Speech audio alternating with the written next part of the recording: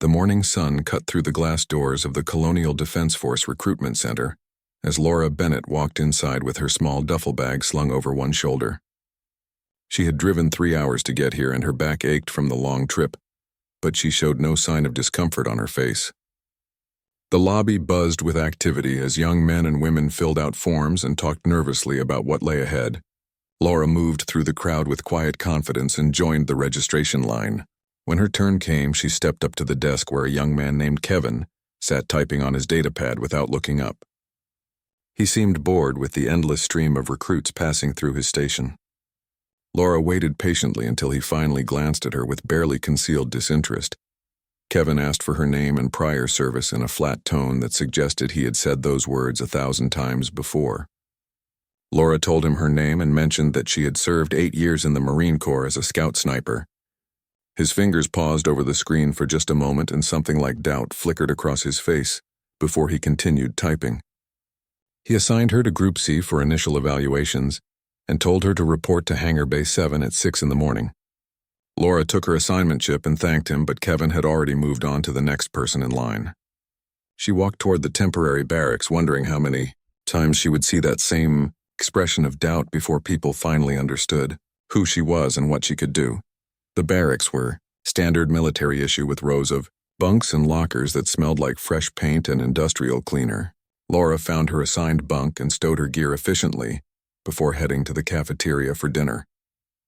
The large room was filled with recruits who had formed into small groups based on shared backgrounds or quick friendships.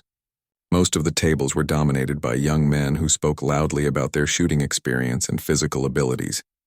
Laura grabbed a tray of food and found an empty table in the corner, where she could observe without drawing attention. She ate slowly and watched the dynamics of the room unfold around her. 3 men approached her table after a few minutes, and the tallest one asked if they could sit down. Laura looked up at them and saw the mix of curiosity and condescension in their eyes that she had seen so many times before. She told them it was a free station and went back to her meal. The tall man introduced himself as Greg Palmer and said he had worked as a security contractor on the outer colonies. His 2 friends were Danny Wright and Carl Hudson, and both claimed experience with planetary defense forces. They settled into their seats with the easy confidence of men who had never questioned their place in the world. Greg asked Laura about her service, and she told him again that she had been a scout sniper in the Marine Corps. The 3 men exchanged quick glances, and Danny tried to hide a smirk but failed. He asked how she had managed to get through such intense training, and his tone suggested he already knew the answer he expected. Laura met his eyes without flinching and said she had qualified the same way anyone qualified. Carl jumped in with a friendlier tone and said the sniper programs were pretty demanding, and it must have been tough for her. Laura took another bite of her food and said it was tough for everyone before making it clear the conversation was over. The 3 men continued talking among themselves and occasionally directed comments her way that revealed their skepticism. They were not openly hostile, but their doubt hung in the air like smoke. To them, Laura was an anomaly, or perhaps someone who had been given opportunities because of quotas rather than genuine skill. They talked about tomorrow's evaluations and especially the marksmanship trials with the kind of confidence that came from never having been truly tested. Laura finished her meal in silence and returned her tray before heading back to the barracks. In her bunk, Laura unpacked her small duffel bag and arranged her few possessions in the locker. She pulled out a worn photograph of her old unit standing together after a successful operation on a hostile world. The faces in that photo knew what she could do, because they had seen it firsthand. They had trusted her to watch their backs, and she had never let them down. Laura looked at the photo for a long moment before tucking it away carefully. Tomorrow would be the first step in proving herself, all over again to a new group of people who thought they knew what she was capable of based on nothing but assumptions. The lights dimmed across the barracks as the other recruits settled into their bunks, and the conversations faded to whispers and then silence. Laura lay on her back and stared at the ceiling, thinking about the journey that had brought her here. She had left the Marine Corps after 8 years because she wanted new challenges, and the Colonial Defense Force offered opportunities that did not exist in the regular military. But she had known that coming here would mean starting over and facing the same doubt she had encountered throughout her career. It never got easier, but she had learned to channel that doubt into motivation. 8 years of service had taught her patience above all else. She had learned that words meant nothing compared to actions and that the best response to skepticism was simply to do the work. Let them doubt and whisper and make their assumptions. When the time came, she would show them exactly what a Marine Corps scout sniper could do.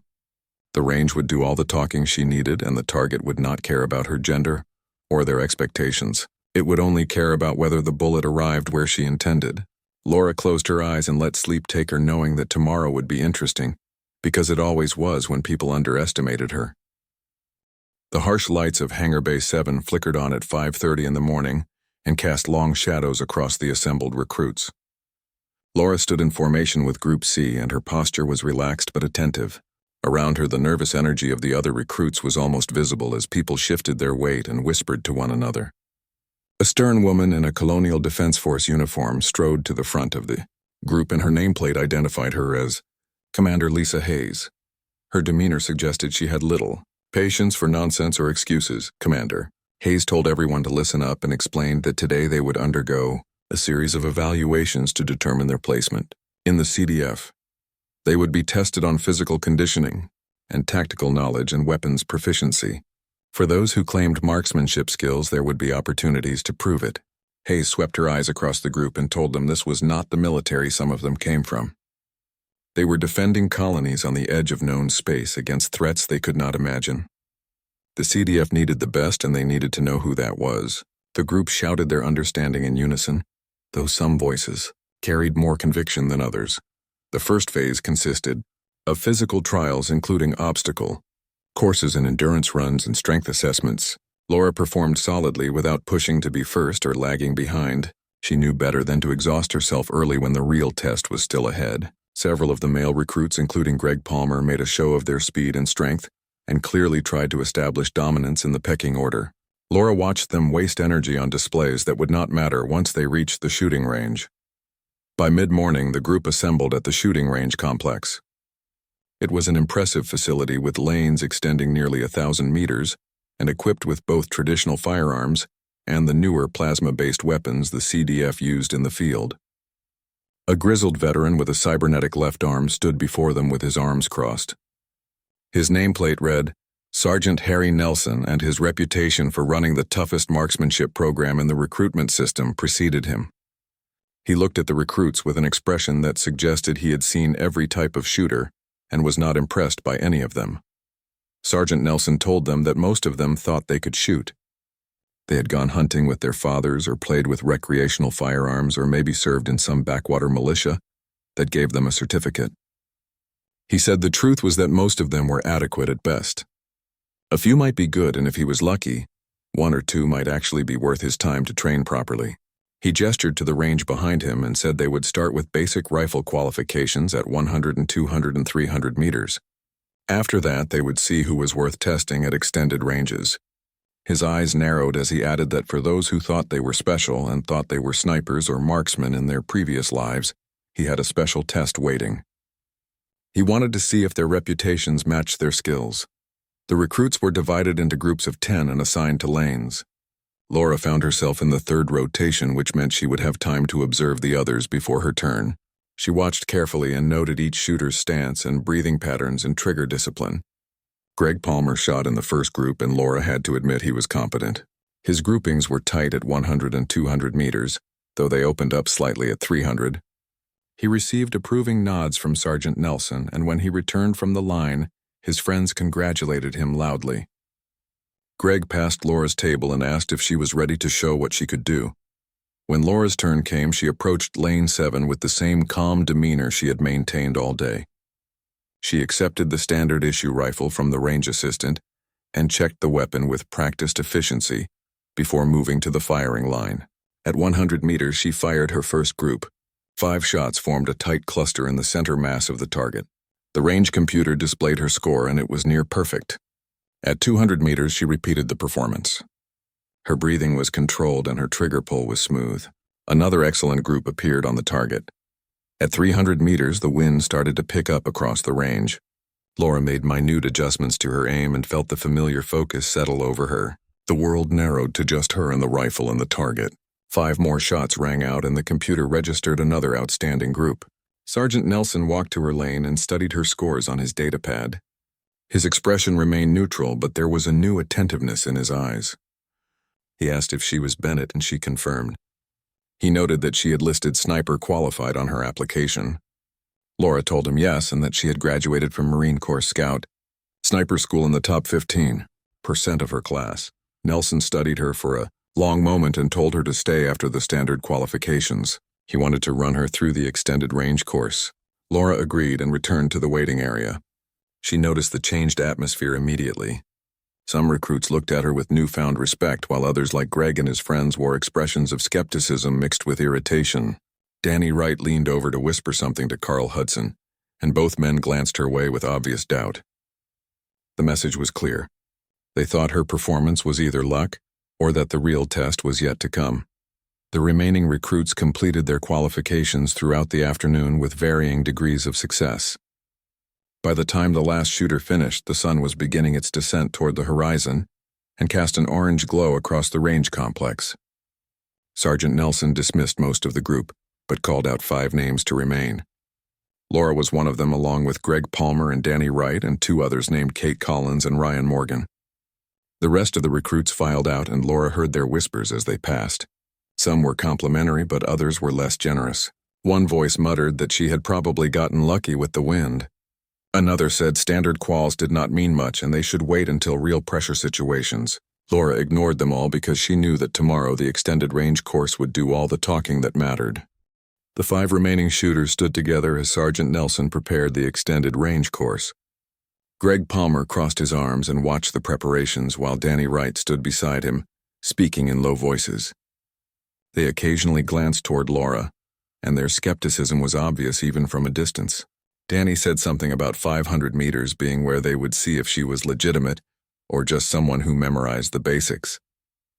Greg nodded and added that Scout Sniper school was tough and he would give her that, but finishing in the top 15% meant there were hundreds of qualified candidates, and it did not make her elite.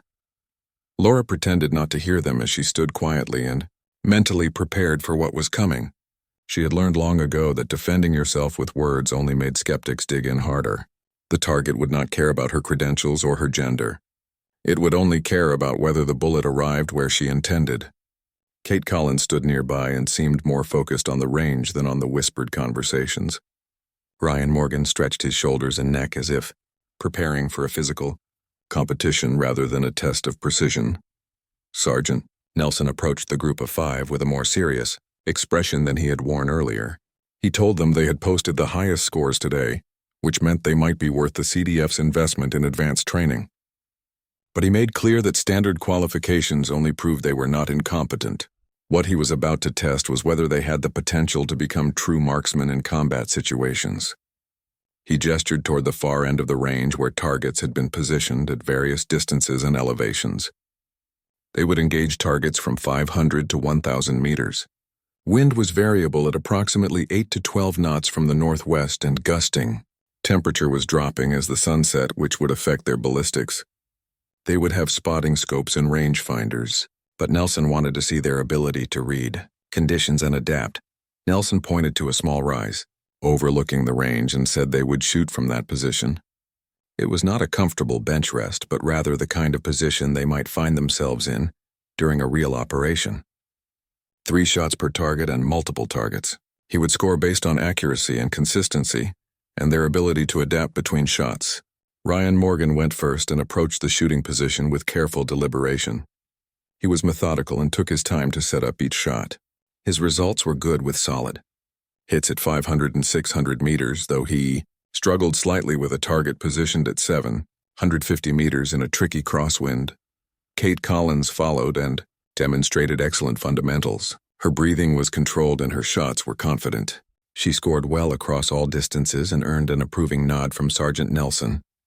When Greg Palmer took his turn, he approached the shooting position with visible confidence. He had been talking about his experience with long-range shooting throughout the day and mentioned expensive training courses he had taken as a civilian contractor. His performance backed up his words as he shot well at all distances with particularly impressive groups at 500 and 800 meters.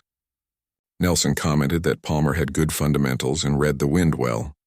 Greg returned to the waiting area with a satisfied expression and accepted quiet congratulations from Danny Wright.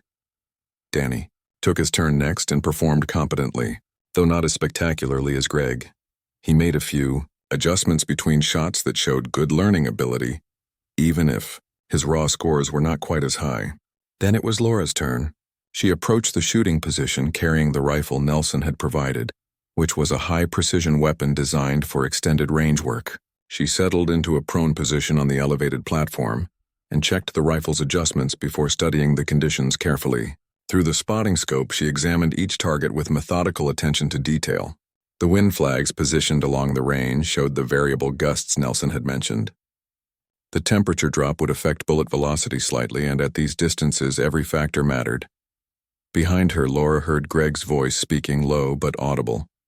He said this was where it got real and that standard quals were one thing, but this was where experience showed. Laura blocked out the comment and focused on her breathing. She found her natural respiratory pause, which was that moment between breaths where the body was most still. Her finger rested on the trigger with practiced lightness.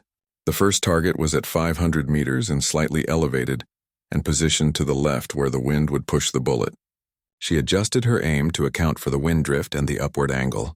The world narrowed to just the target and her breathing. Slowly and deliberately she pressed the trigger. The rifle cracked, and through the scope she saw the impact on center mass of the target exactly where she had aimed. 2 more shots at the same target followed with micro-adjustments for the shifting wind. Both landed within inches of the first. Sergeant Nelson called out that it was good shooting and his voice was neutral, but his attention was clearly focused. Laura moved to the next target at 600 meters, which was lower and to the right. She made her calculations and adjusted her aim and fired. Another solid hit followed by 2 more. The pattern continued through the 750-meter target and the 800-meter target. Each time Laura took her time and read the conditions and delivered consistent, accurate shots. Finally, Sergeant Nelson pointed to the most distant target and told her it was at 1,000 meters. 3 shots, and this target was at the extreme range for this weapon system. He wanted to see what she had. 1,000 meters in fading light with variable wind and a rifle she had been shooting for less than an hour. Laura settled back into position and forced her heart rate to slow. She studied the target through the scope and watched the wind flags and felt the air temperature on her skin. She made her calculations and adjustments. Then in the space between heartbeats and in that perfect moment of stillness, she pressed the trigger. The first shot struck home, and it was not center mass, but it was a solid hit. Through the scope, she could see exactly where it had landed and why. She adjusted for her read of the wind at that extreme distance. The second shot landed closer to center. For the third shot, Laura took an extra moment and synthesized everything she had learned from the first 2 impacts. Then she fired. The third bullet struck dead center of the 1,000-meter target. Behind her there was complete silence. Sergeant Nelson lowered his datapad and walked closer to the shooting position where Laura remained prone with her eye still to the scope. He studied the target display on his handheld device, which showed the precise impact points of all her shots. His weathered face showed no emotion, but his eyes carried something that looked like respect, or at least recognition.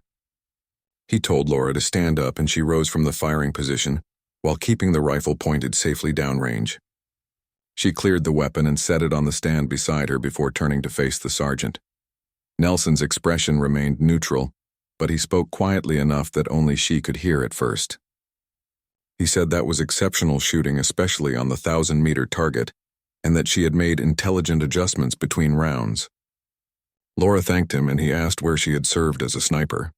She told him about 3 deployments, including 2 on frontier worlds dealing with insurgent threats, and 1 on a hostile planet designated Kepler 442c during the mining colony conflicts. Nelson nodded slowly because he had been military long enough to know what those deployments meant. Kepler 442c in particular had been a brutal campaign where snipers operated in harsh conditions.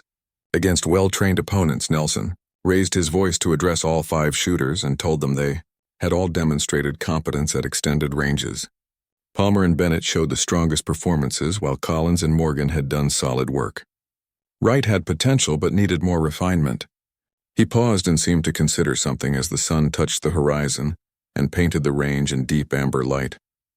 He said there was 1 more test he reserved for shooters who showed exceptional promise. It was not part of the standard evaluation, and they could decline if they wished.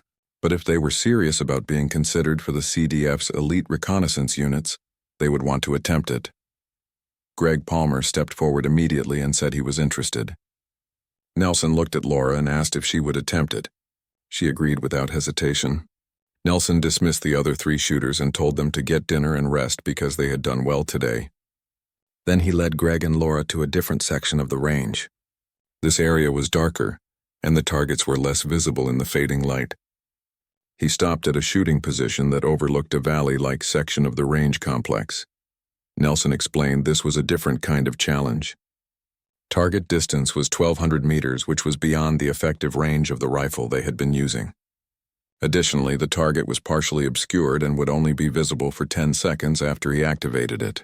They would have one shot and just one. They would need to range it and read the conditions and calculate their adjustment and take the shot in that window. He looked at both of them and said this simulated a real-world scenario where they had one opportunity to eliminate a high-value target before they disappeared. It was not about perfect accuracy, but about decision-making under pressure and trusting their skills. Greg's confidence wavered slightly as he asked for confirmation about one shot at 1,200 meters in a 10-second window. Nelson confirmed it was correct and added that before Greg asked, the rifle could reach that far with the right adjustments and conditions.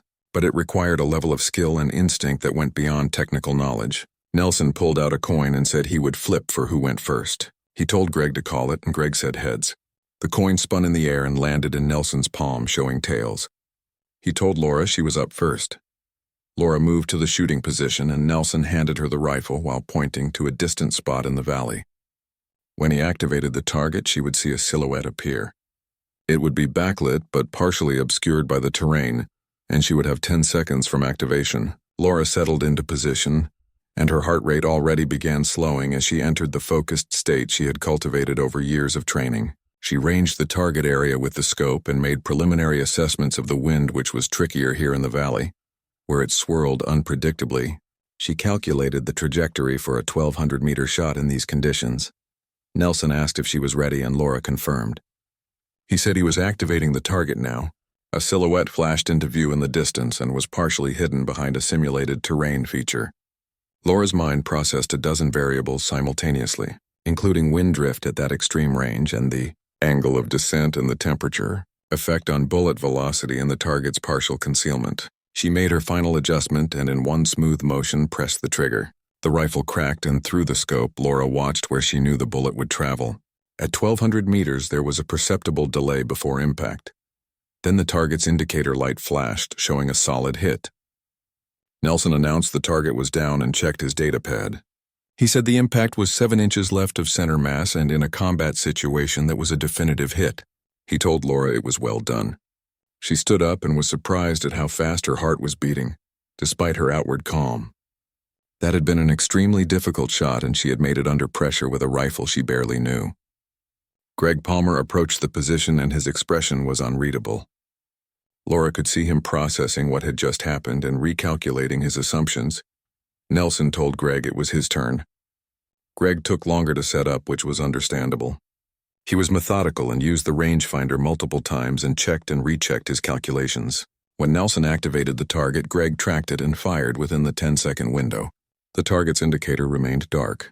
Nelson announced it was a miss and the impact had struck low and right approximately 3 feet from target. Greg's jaw tightened and he asked if he could go again because he knew what he did wrong. Nelson replied that in combat you do not get a second shot. The target either goes down or they disappear and you have lost your opportunity. He paused and then added in a slightly gentler tone that for training purposes Greg could try again. He would reset and activate once more. Greg took a deep breath and repositioned himself. This time when the target appeared, he fired more quickly and perhaps too quickly. The indicator flashed amber. Nelson said it was a hit but non-vital. The target was wounded but still operational, and in a real scenario they might still complete their mission or return fire. Greg stepped back from the position with clear frustration on his face. He had shot well all day, but this particular test had exposed the gap between competence and the kind of instinctive excellence required. For the most difficult shots, Nelson secured the weapons and turned to face both of them. He told Greg he was a good shooter with solid fundamentals, and with more training he could be very good. He would be assigned to the standard marksmanship program, with an option to try for advanced designation later. Then he turned to Laura and his tone changed. He said what she just demonstrated was exactly what they needed in their reconnaissance units. That kind of shot with one attempt in high pressure and extreme range was not something you could teach. It was instinct built on thousands of hours of practice and real-world experience. He paused and then told her he was recommending her for immediate placement in the Advanced Sniper program. If she accepted, her training would begin next week. Laura said she accepted without any hesitation. The Advanced Sniper program occupied a separate facility 20 kilometers from the main recruitment center. Laura arrived with 4 other candidates who had been selected from various recruitment groups across the sector. Unlike the crowded and energetic atmosphere of basic recruitment, this place had a focused and serious quality. Every person here had proven themselves exceptional. The program's commander was Major Philip Grant, who was a legend in CDF sniper circles. He had confirmed kills at ranges exceeding 2,000 meters and had operated on some of the most dangerous worlds in colonial space. When Major Grant addressed the new class on their first day, his words were precise and uncompromising. He told them they were here because they had demonstrated superior marksmanship skills. That was necessary but not sufficient for what they do. Over the next 8 weeks, they would learn advanced fieldcraft and camouflage, techniques in target identification and observation, and reporting, and yes, extreme long-range shooting under every condition they could simulate. Grant's eyes swept across the 5 candidates, and he added, they would also learn patience. Real sniper operations often involved days of waiting for a single-shot opportunity. The shooting was often the easiest part, and it was everything else that determined success or failure.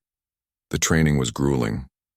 They learned to construct hides that were virtually undetectable, and to remain motionless for hours while observing target areas, and to calculate ballistics for weapons they had never fired before.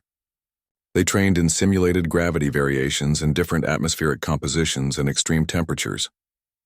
Laura excelled at the observation and reporting aspects of the training. Her ability to notice small details and maintain focus during long surveillance operations impressed the instructors. The other candidates were equally skilled but in different areas, and some were faster at range estimation while others were better at camouflage construction. Among her fellow candidates was a man named Vincent Hayes who had served as a sniper in a different military service. He was talented and confident, but unlike Greg Palmer, his confidence came without condescension. He and Laura developed a mutual respect and often partnered during exercises that required 2-person teams. During a break in training after they had completed a 48-hour observation exercise, Vincent commented that Laura made this look easy. She replied it was not easy, and she just did not waste energy doubting herself. Vincent laughed and said he had heard stories that she shut down some skeptics pretty definitively at the recruitment center. Laura continued cleaning her rifle and said she just took the shot they gave her and the target did the talking. Vincent said the talk around here was that she was going to be top of the class. Major Grant had mentioned her specifically in the instructor meeting and said her 1,200-meter pressure shot was one of the best he had seen from a new recruit. Laura felt uncomfortable with the praise and told Vincent there were 4 other candidates here who were just as skilled. Vincent said maybe that was true, but there was something different about the way she shot. It was like she and the rifle were the same thing. The rest of them were still translating what they saw into adjustments, but she just knew. Week 4 brought the altitude chamber training. They would practice shooting in simulated low-pressure environments and learn how different atmospheres affected bullet trajectory. This was critical for colonial operations where many habitable worlds had thinner atmospheres than Earth standard. The chamber was enormous and capable of simulating conditions from multiple colony worlds. Inside targets were positioned at various distances, and the candidates would engage them while wearing environmental suits and breathing apparatus. Laura's first session in the chamber was disorienting. The air pressure made her head feel light and the environmental suit restricted her movement slightly. But she focused on the fundamentals of breathing and sight picture and trigger control. After a few shots, she adapted to the new conditions. By the end of the week, all 5 candidates were performing well in the altitude chamber. Major Grant increased the difficulty by adding time pressure and target movement. Laura found herself relying on instinct more than calculation and trusting her thousands of hours of experience to guide her adjustments. During week 6, they moved to night operations training. Using thermal scopes and image intensification devices, they would engage targets in complete darkness.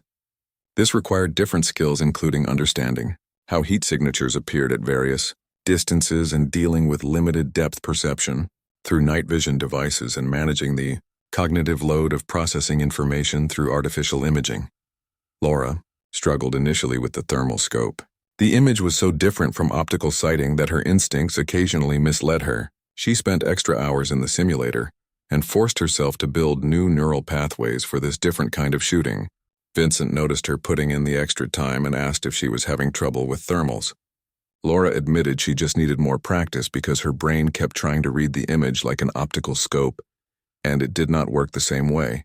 Vincent offered to be her training partner because he had the same problem at first and found some techniques that helped. They spent several evenings working together with Vincent, sharing the mental frameworks he had developed for reading thermal images. Laura appreciated his generosity because in some training programs candidates would guard such knowledge and see others as competition. But Vincent understood they would likely operate as a team in the field, and they would all benefit from each other's strengths. By week 7, Laura had mastered the thermal imaging well enough to perform at the level of the other candidates. The final test of that phase was a night operation where they had to locate and engage a target at 800 meters using only thermal scope in complete darkness, with a time limit. When Laura's turn came, she settled into position with her rifle and activated the thermal scope and scanned the target area. It took her 30 seconds to locate the target, which was a heat signature, partially concealed behind a thermal barrier. She calculated the offset and adjusted her aim and fired. The target indicator lit up, showing a solid hit. Major Grant said it was excellent work and that she had come a long way with the thermal imaging. The 8th and final week would test everything they had learned. Grant announced the final evaluation, which was a comprehensive field exercise that would combine all aspects of sniper operations, including infiltration and hide construction and observation and reporting, and finally a long-range shot on a high-value target. Grant explained this exercise would last 72 hours. They would be inserted into a wilderness area 10 kilometers from their target zone.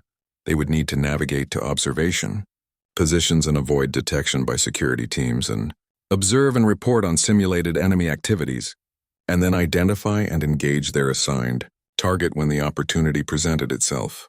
He paused and let the scope of the task sink in. They would be evaluated on every aspect of their performance, and this was as close to a real mission as they could create in training. Some of them might not complete it successfully, and that was okay, because they would have learned valuable lessons and would have other opportunities. But for those who did complete it, they would graduate from this program ready for immediate deployment to operational units.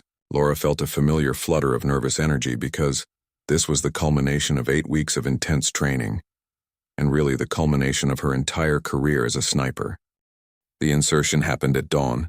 Laura and the 4 other candidates were dropped at separate points around the training area's perimeter, and each was given a map and compass and basic supplies and their weapons. From here, they would work independently and complete their own versions of the mission. Laura oriented herself quickly and identified landmarks and planned her route to the observation area. The terrain was challenging, with rocky hills covered with scrub vegetation and cut through by dry ravines. It was perfect for concealment, but also perfect for getting lost or injured. She moved carefully and used the terrain to mask her movement and stopped frequently to observe her surroundings. The security teams Major Grant had mentioned were out here somewhere, and they were equipped with sensors and patrols. Being detected would result in immediate mission failure. By late afternoon, Laura had covered 6 kilometers and was approaching the target zone. She found a position on a hillside that offered good observation of the valley below, where the simulated enemy base had been established. Before settling in, she scouted the immediate area and identified several potential hide locations. She chose a spot beneath an overhanging rock formation that was partially screened by desert brush. Over the next 2 hours, she carefully constructed a hide by moving small amounts of soil and positioning vegetation and creating a space that would blend seamlessly with the environment. By the time she finished, even from 10 meters away, the hide was nearly invisible. Inside, Laura organized her equipment efficiently. She set up her spotting scope and positioned it to observe the base below. She prepared her rifle, though she would not need it until she identified her target. Then she settled in to wait. This was the part of sniper work most people did not understand. The waiting. The patience required to remain still and alert for hours or days and watching for patterns and opportunities. Laura had always found a meditative quality to it and a kind of peace in the absolute focus. She observed the base through her spotting scope and noted the patterns of movement. Guard rotations occurred every 4 hours. Supply vehicles arrived twice daily. Personnel moved between buildings on predictable routes. She documented everything in her observation log and knew that in a real operation this intelligence would be as valuable as any shot. Night fell and Laura continued her observation using night vision and thermal imaging. The base took on a different character in darkness with different personnel and different activities. She noted heat signatures from generators and vehicles and mapped the thermal patterns of the buildings. Around midnight, she allowed herself a brief rest and set a mental timer to wake in 2 hours. This was another skill, which was the ability to sleep lightly and to remain aware of one's surroundings even while unconscious. She had developed it over years of field operations. The second day passed in similar fashion. Laura observed and documented and waited. Her muscles grew stiff from remaining in position, but she had learned long ago how to manage discomfort without fidgeting or compromising her concealment. In the afternoon of the second day, something changed. A vehicle arrived at the base that was different from the others. It was larger and more heavily armored and had additional security. Laura watched as personnel exited the vehicle and entered the main building. Through her scope, she studied their uniforms and insignia. One figure caught her attention. His uniform markings suggested high rank, and the security detail surrounding him confirmed his importance. This had to be her target, which was the high-value objective she was meant to engage. Laura made notes about his appearance and movements and the security protocols around him. She needed to understand his patterns before she could plan a shot. Taking a target with that level of security required perfect timing and execution. Over the next several hours, she observed the target's activities. He emerged from the building twice, once in late afternoon and once after dark. Both times he was surrounded by security personnel, which made a shot difficult but not impossible. Laura began planning her engagement. The target's evening appearance had been on an elevated walkway between 2 buildings, and he was partially exposed. If he followed the same pattern tomorrow, that would be her opportunity. The third day began with anticipation. Laura prepared her rifle carefully and checked every adjustment and confirmed her range measurements to the expected shot location. The distance would be approximately 900 meters, which was a challenging shot, but well within her capabilities. She calculated the ballistics for the expected conditions. Wind was light but variable. Temperature had dropped overnight but would rise during the day. She would need to time her shot carefully and choose the moment when conditions were most favorable and the target's exposure was maximum. Afternoon arrived and Laura watched the base intently while waiting for the target to appear. An hour passed and then another. She maintained her focus and refused to let doubt or impatience intrude. Finally, there was movement at the main building. The security detail emerged first and scanned the area. Then the target himself walked with confident strides toward the elevated walkway. Laura tracked him through her scope, and her breathing already slowed into the rhythm she needed. The target reached the walkway and paused while speaking to one of his security personnel. This was the moment. Laura made her final calculations and adjusted for the slight wind that had picked up in the last few minutes. She found her natural respiratory pause, which was that perfect moment of stillness. Her finger rested on the trigger with practiced lightness. The world narrowed to just her and the rifle and the target. Nothing else existed. No doubt and no pressure and no awareness of being evaluated. Just the fundamentals she had practiced thousands of times. She pressed the trigger. The rifle cracked, and through the scope, Laura watched the bullet's flight. 900 meters in less than 2 seconds. The target's indicator light flashed bright green. Direct hit and target eliminated. Laura remained in position for several more minutes and documented the base's response to the simulated attack. Security personnel scrambled and searched for the shooter's position. But her hide was too well constructed and her position was too carefully chosen. They would not find her. As evening approached, Laura carefully dismantled her hide and removed any evidence of her presence. She policed her brass and scattered the disturbed soil and repositioned vegetation to its natural state. Then she began the long movement back to the extraction point and used darkness and terrain to avoid the security teams that were now on high alert. 12 hours later, as dawn broke on the 4th day, Laura reached the extraction point. A vehicle was waiting, and Major Grant stood beside it with datapad in hand. He told her to report, and Laura gave a concise summary of her mission, including navigation route and hide construction and observation period, and target identification and engagement. She handed him her observation log and awaited his assessment. Grant reviewed the data on his pad and compared it with the information his evaluation team had collected. After a long moment, he looked up. He told Laura she was the first to identify the correct target, and her observation log was thorough and accurate. Her hide was so well constructed that security teams passed within 20 meters and never detected it. And her shot at 900 meters with variable wind on a high-value target with security was taken down with one shot, and then she successfully extracted without detection. Grant's expression remained professionally neutral, but Laura could see the approval in his eyes. He said that was a textbook execution of a sniper mission and told her well done. Grant explained the other candidates were still in the field. 2 had successfully engaged their targets but with less optimal execution. 1 was still in position waiting for an opportunity, and 1 was detected during infiltration and failed the exercise.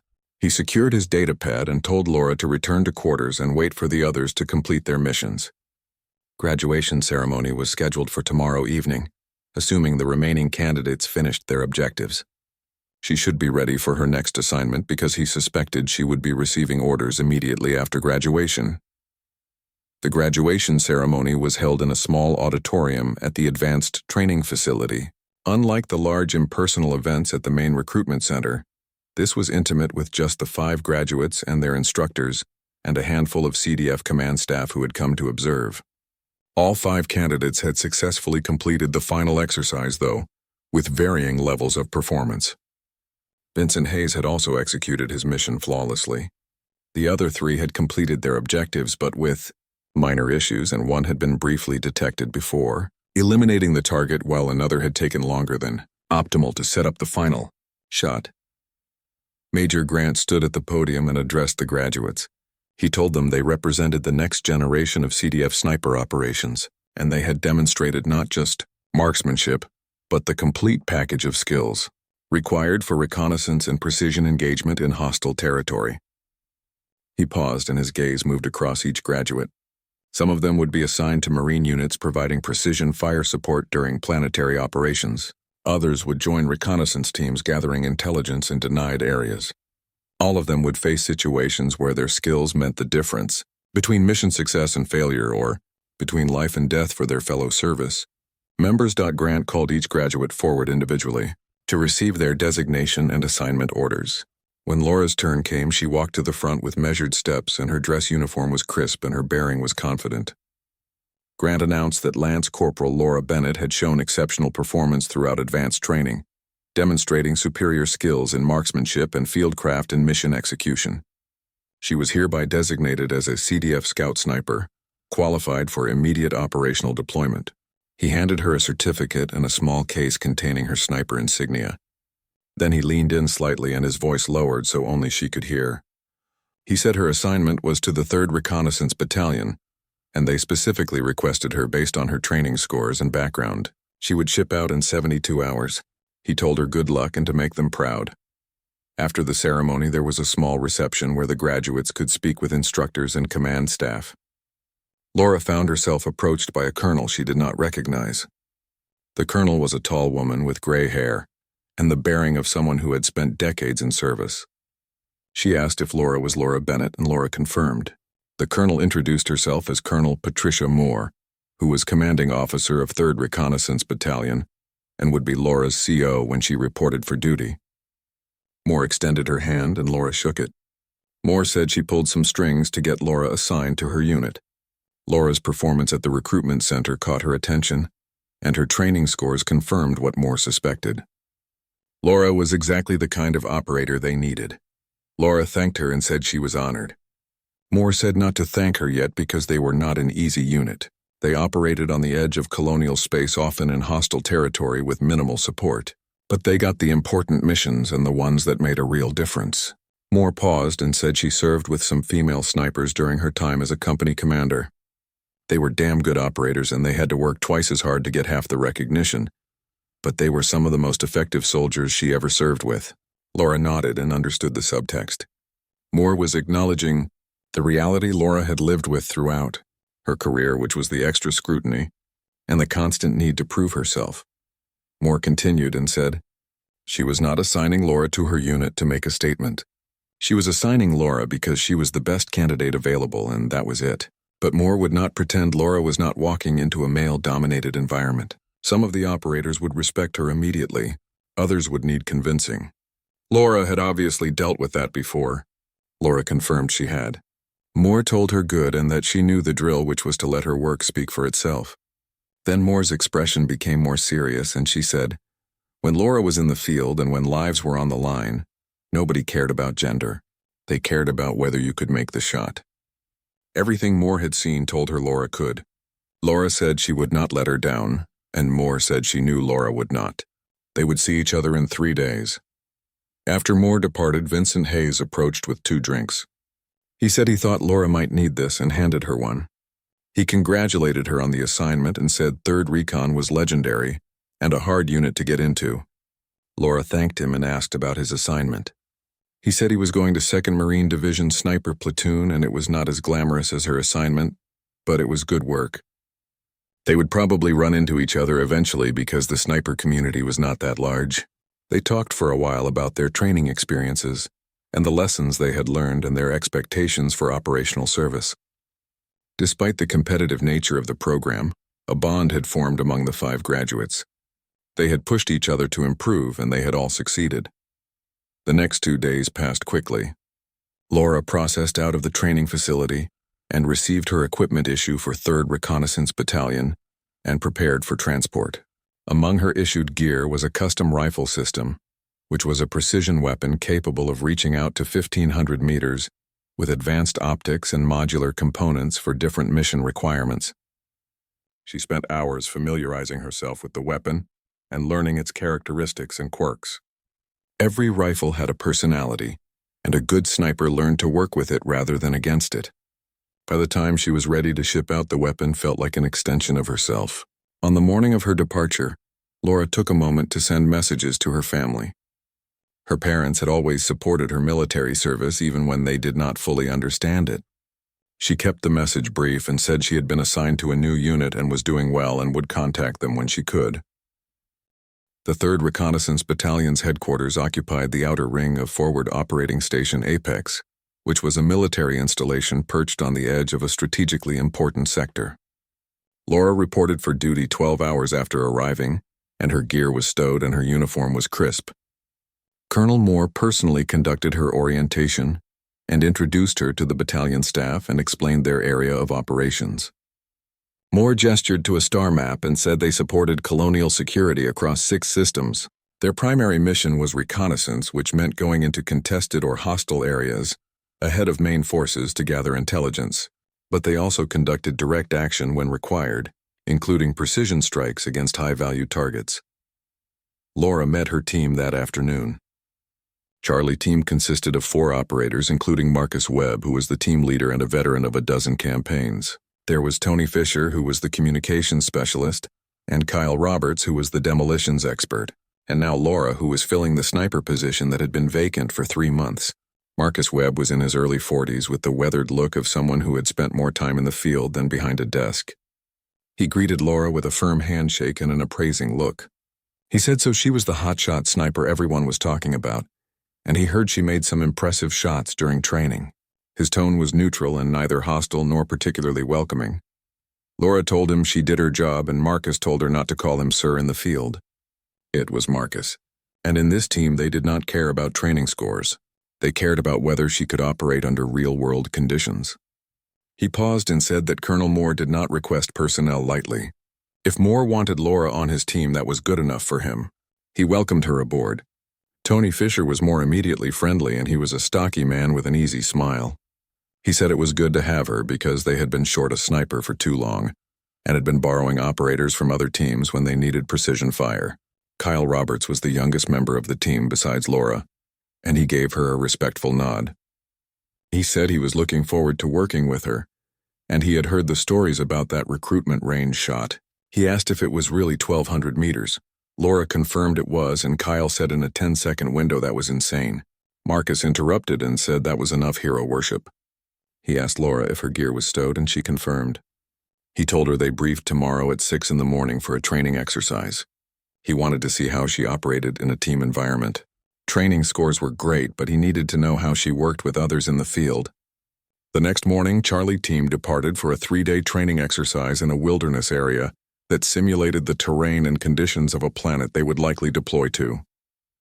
The mission was straightforward, which was to infiltrate an area and observe a simulated enemy, position and identify and eliminate a high-value target and extract without detection. It was similar to Laura's final training exercise, but with the added complexity of working as a team. She would need to coordinate with the others and communicate effectively and integrate her specialized skills into their operational framework. The team moved through the terrain with practiced efficiency. Marcus set the pace and route while Tony monitored communications and potential threats. Kyle identified hazards and prepared for contingencies, and Laura covered their movement by watching for threats through her scope. On the second day, they established an observation post overlooking the target area. Laura set up her hide while the others created a command position nearby. From here, they would observe and gather intelligence and wait for the shot opportunity. Marcus joined Laura in her position and told her to talk to him about the shot and asked what she was seeing. Laura reported the target building was approximately 800 meters distant, and the primary entrance faced southwest. Wind was steady from the west at about 10 knots. She had clear sight lines from this position to the walkway on the second level, which was where their target was most likely to appear, based on the briefing patterns. Marcus asked what her confidence level was on making the shot.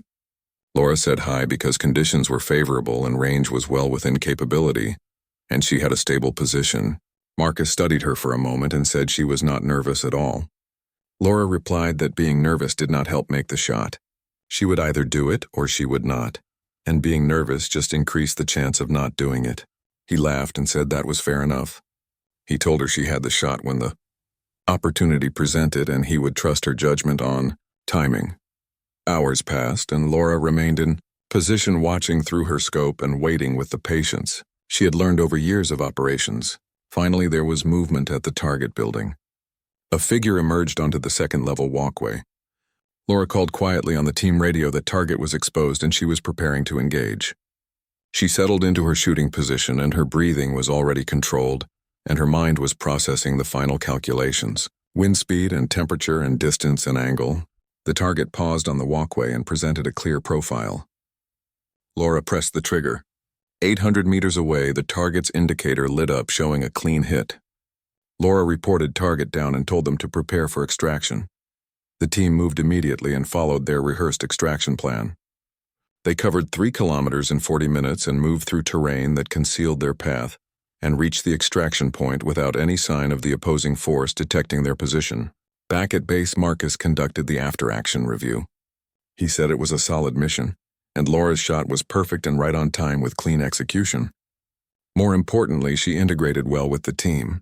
She communicated clearly and did not showboat and understood her role in the larger mission. He looked at the rest of the team and asked if there were any concerns about working with Laura going forward. Tony shook his head and said she was good and quiet and professional and knew her job. Kyle agreed and said he had no issues, and that was excellent shooting. Marcus nodded and told Laura she was off probation and was officially part of Charlie team. He paused and added that for what it was worth, that was some of the best sniper work he had seen. She made that shot look easy, which meant it probably was not. 2 weeks later, Charlie team received orders for an actual operational deployment. A mining colony in a contested system had reported insurgent activity, and intelligence suggested a leadership element was operating in the area. Charlie team would infiltrate and locate the insurgent leadership and eliminate them before they could launch an attack on the colony. This was the real thing with no training evaluation and no simulation. Lives would depend on their success.